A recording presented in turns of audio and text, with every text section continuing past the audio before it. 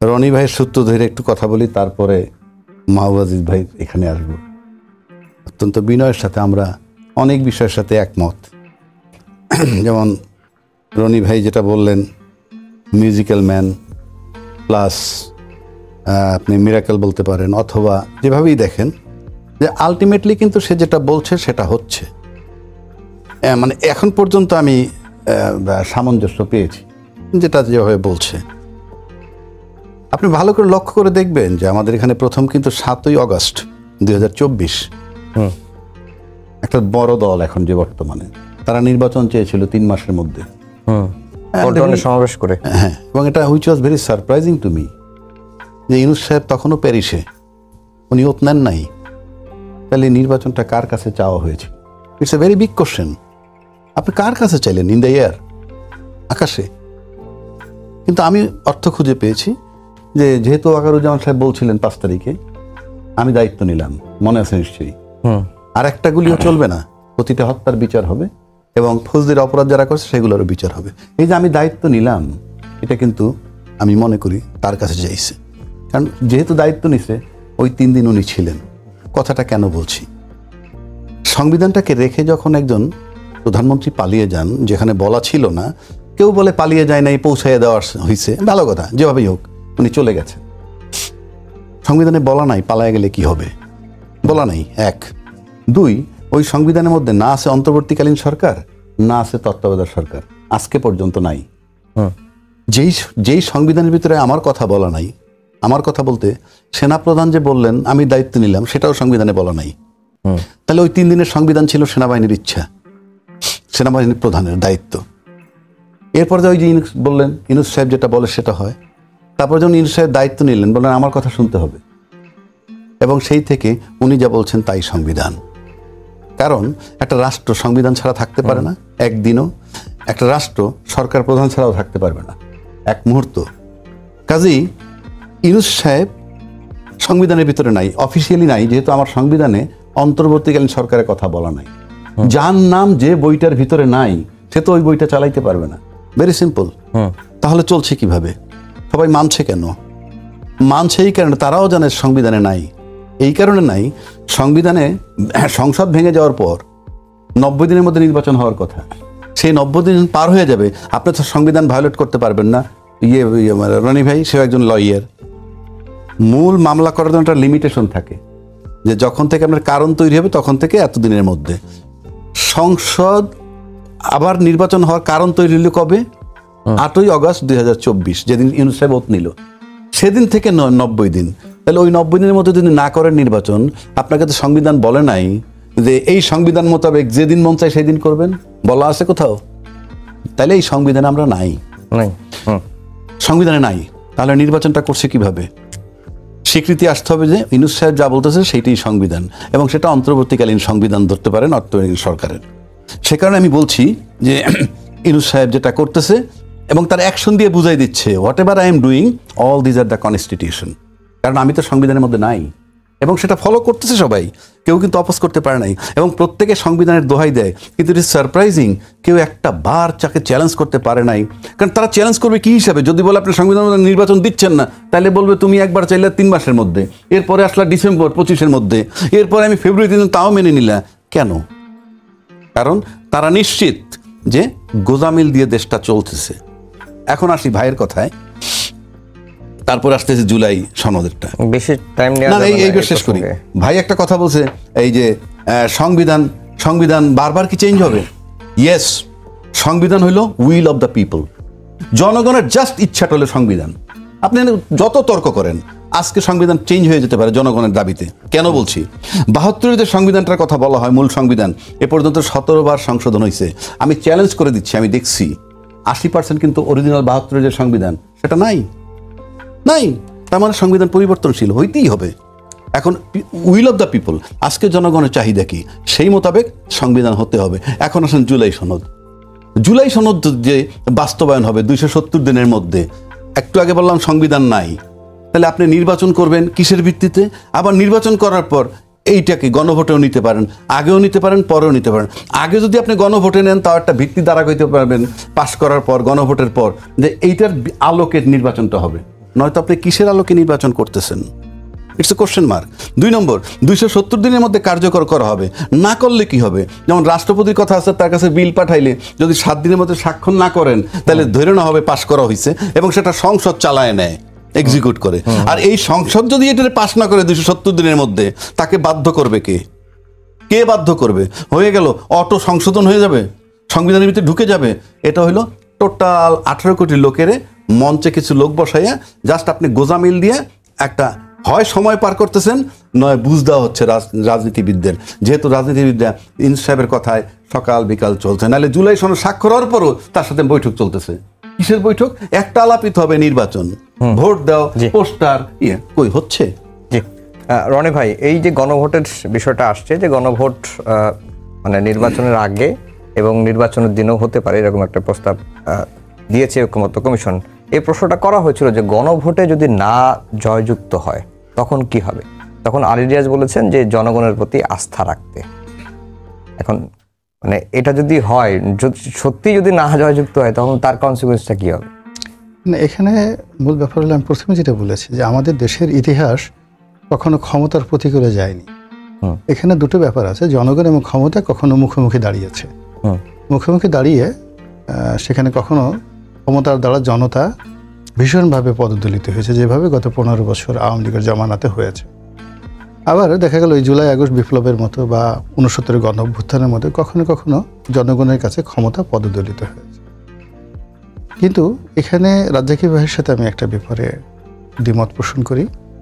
এটা হলো যে সংবিধান এবং একটা জাতির ইতিহাস ঐতিহ্য, যেটাকে আমরা কাস্টম বলি, তো সেই কাস্টমের একটা অংশ সংস্কৃতি, এগুলোর উপর ভিত্তি করেই কিন্তু একটা দেশের লিগ্যাল মানে আইন হয়।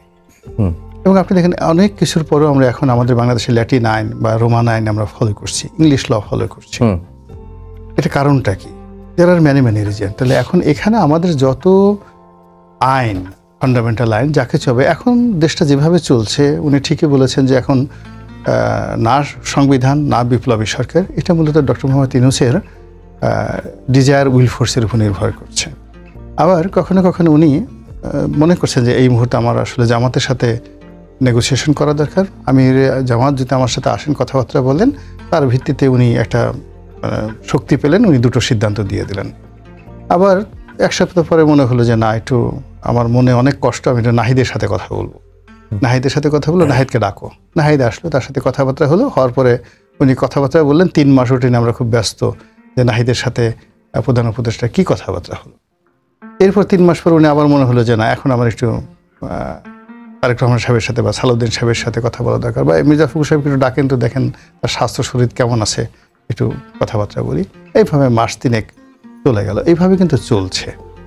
এখন সেই চলতে গিয়ে যেটা হচ্ছে যে ওনার একটা মাস্টার প্ল্যান আছে। মাস্টার প্ল্যান আছে যে ওনার বাস্তবতাটা বোঝার চেষ্টা করুন, যে তিনি জীবনে প্রায় সব ক্ষেত্রে একজন সফলতম মানুষ, এবং যেহেতু তিনি ইকোনমিস্ট, অর্থনীতি এবং ব্যাংকিং প্রফেশনে যারা থাকে তারা খুবই হিসেবি হন, প্রচণ্ড রকম হিসেবি হন। আর এরা খুব কৃপণ টাইপের লোক হন। ব্যাংকের লোক দেখবেন 3-4 বার করে টাকা গুনে এবং প্রচণ্ড হিসেবি হন। তো এক্ষেত্রে কৃপণ বলেন, হিসেবি বলেন, ক্যালকুলেটিভ বলেন, ডক্টর মোহাম্মদ ইউনূস তার এই 88 বছর বয়সে জীবনের একদম চূড়ান্ত পর্যায়ে, এবং এখন পর্যন্ত আমি দেখলাম যে বুড়ো হলে মানুষের অনেক কিছু এলোমেলো হয়ে যায়, কিন্তু ওনার সব কিছু ধারাবাহিক আছে। যেখানে হাসতে হবে, যেখানে চুপ থাকতে হবে, কথা বলতে হবে, হাঁটতে হবে, কোনো জায়গাতে কোনো অসামঞ্জস্যকর ওনার কোনো কিছু দেখছি না। তো এর ফলে কি হলো, জনগণের কাছে কিন্তু ঠিকই তার মেসেজ আছে, তার শক্তিমতো। উনি যেখানে জনগণকে প্যাদানি দিতে চেয়েছেন, যেখানকে ধাওয়া দিতে চেয়েছেন, শিক্ষকদেরকে যেদিন পিটাতে চেয়েছেন, সেদিন তিনি পিটিয়ে দিয়েছেন আচ্ছা মতো, কেউ একটু শব্দ করতে পারেনি। আবার ওই যে ধরেন এরশাদ সাহেব খুব চেষ্টা করেছেন একেবারে যমুনা ঠমুনা ভাষায় ফেলবেন, আজকে ওনার মেয়র পদ দিতে হবে, না হলে উনি থাকতে পারবে না। উনি কয়েকদিন সহ্য করছেন, হঠাৎ করে একদিন খালি জাস্ট একটা উনি ডিজায়ার করলেন। কোথা থেকে মানে বিএনপির লোকজন যমুনা ছেড়ে যে কোথায় চলে গেল, প্রথমে শাহবাগ গেল, এরপর আর কোনো খোঁজ খবর নাই তাদের। এরপরে শাহবাগে আবার ওই যাকে বলা হয় এনসিপির সাথে তাদের আবার কন্ট্রাডিকশন হলো। পরে এনসিপিও যখন তাদেরকে বকা দিল, তখন তারা চলে গেল সেই শহীদ মিনারের কাছে।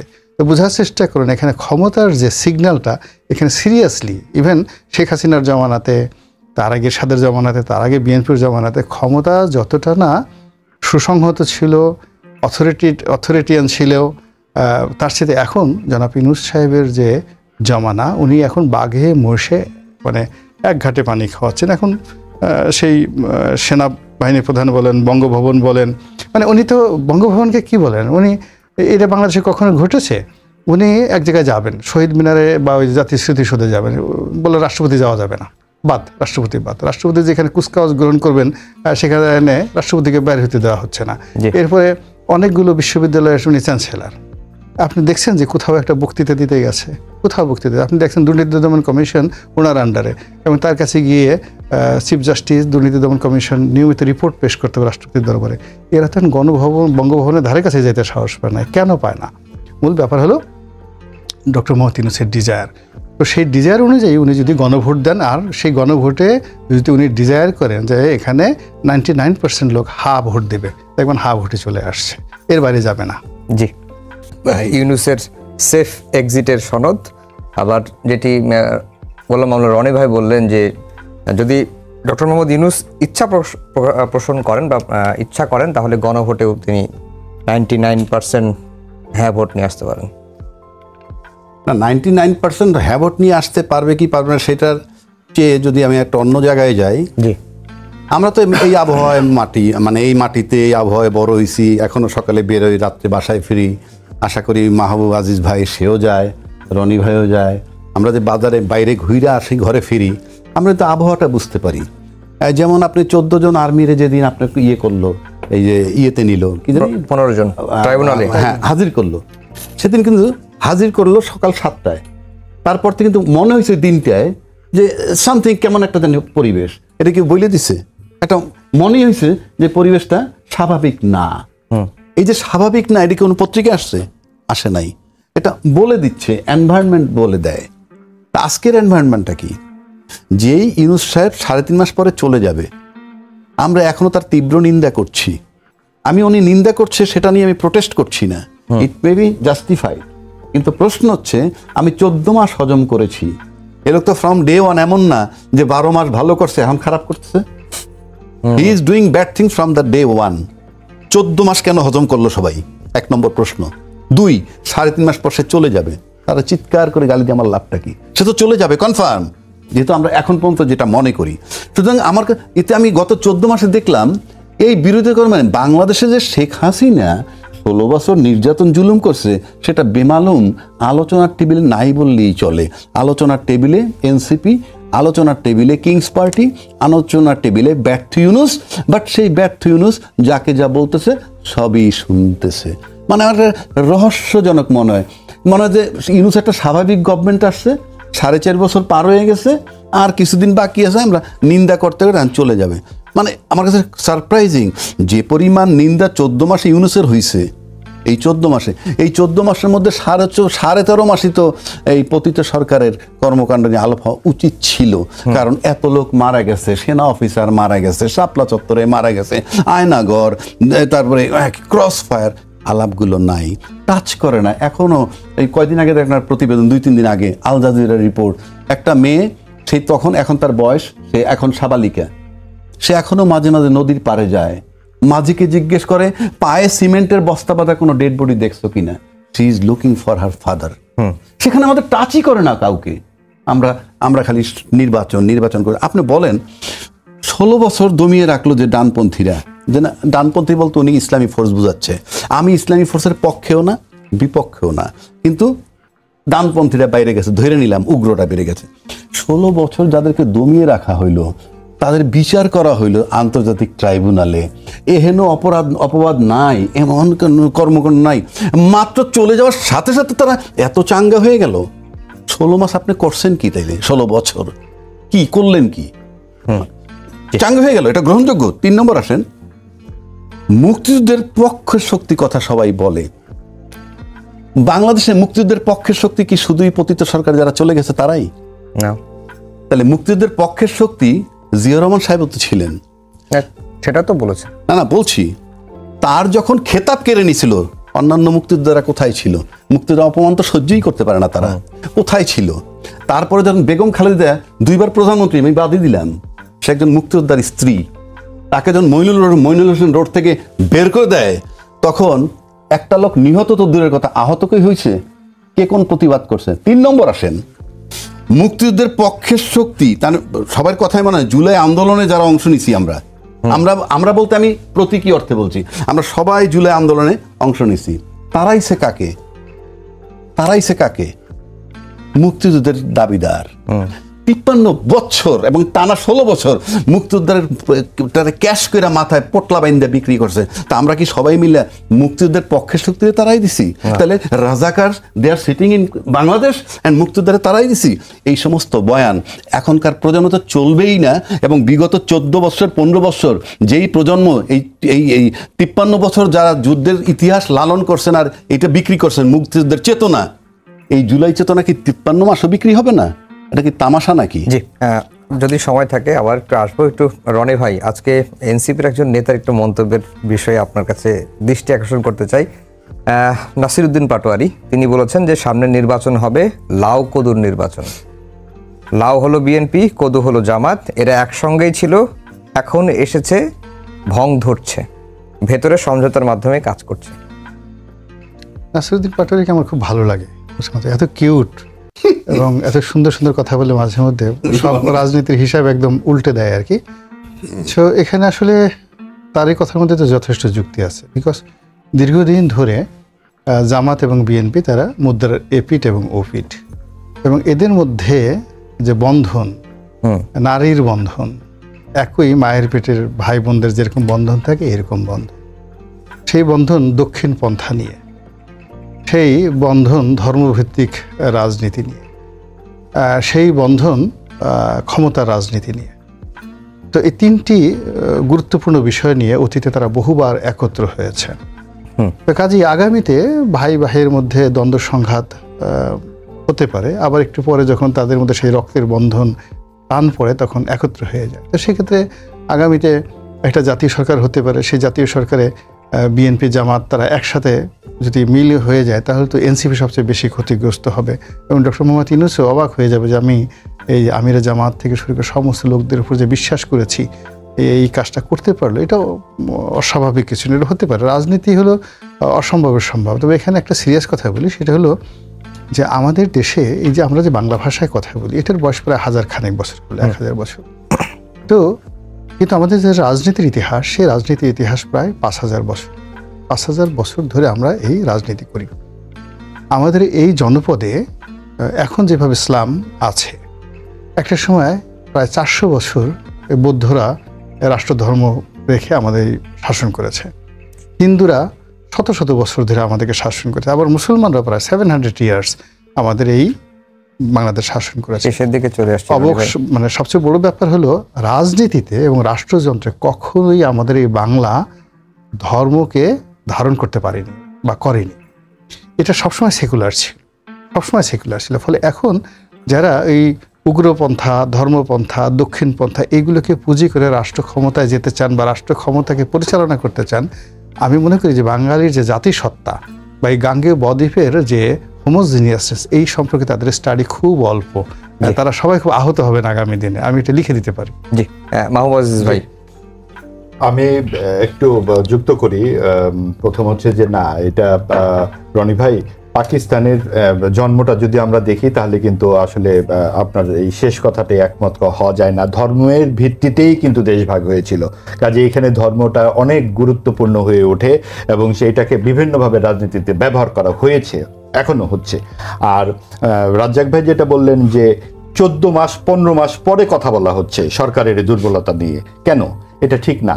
আমরা তো যখন দেখে দুর্বলতা দেখা হচ্ছে তখন থেকেই সবাই সমালোচনা করছে, এবং সমালোচনা করেন মানে না যে আপনি এখনই চলে যান, আপনাকে নির্বাচন দিতে হবে, এই কথাই বলা হচ্ছে বিভিন্নভাবে বিভিন্ন জায়গা থেকে, এবং এটা 3.5 মাস পরে বলা হবে বা ইত্যাদি। আরেকটা কথা উনি বললেন যে জুলাইয়ের এই হত্যাকাণ্ড নিয়ে কেন কথা হচ্ছে না, কেন এত বড় হত্যাকাণ্ড হলো, আমরা কেন 15 মাসও কথা বলবো না। আর মুক্তিযুদ্ধের চেতনা ব্যবসা করেছে আওয়ামী লীগ, মুক্তিযুদ্ধের চেতনা ব্যবসা আওয়ামী লীগ করেছে বলে মুক্তিযুদ্ধকে বাদ দিয়ে দিতে হবে? মুক্তিযুদ্ধ আওয়ামী লীগের পৈতৃক সম্পত্তি, মুক্তিযুদ্ধ আওয়ামী লীগ একা করেছে এবং এটা তাদের নিজস্ব সম্পত্তি, এবং এই বয়ানটি আসলে সাম্প্রদায়িক বয়ান।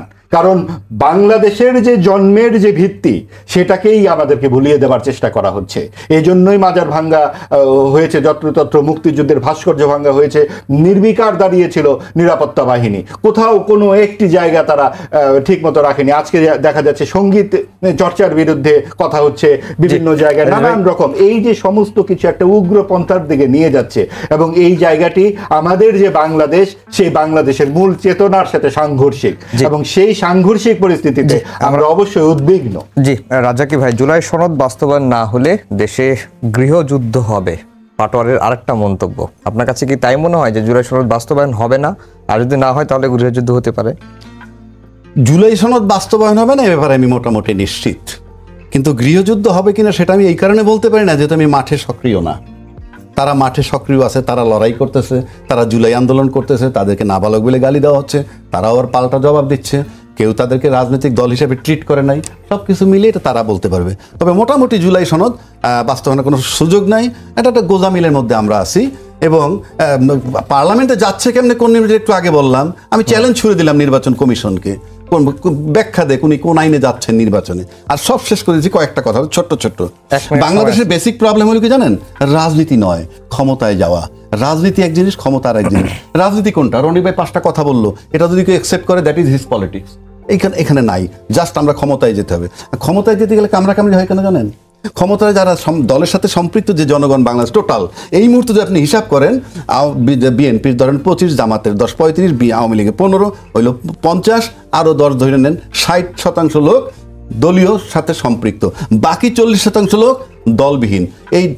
ওই যে রাজনীতিবিদরা যারা আছে তাদের ভিতরে মতৈক্য আছে, ক্ষমতায় যাওয়ার জন্য কারাকারি আছে, কিন্তু এই 40% যেটা আছে এটা পরিষ্কার, তারা এই মুহূর্তে নির্বাচন চায় বলে আমি জানি না, বাট এই সরকারের সমর্থক, এবং সেটা রাজনীতিবিদরা জানে বিধায় গত 14 মাস তাকে কোনো চ্যালেঞ্জ করতে পারে নাই, কোনো আন্দোলন করতে পারে নাই সরকারের বিরুদ্ধে।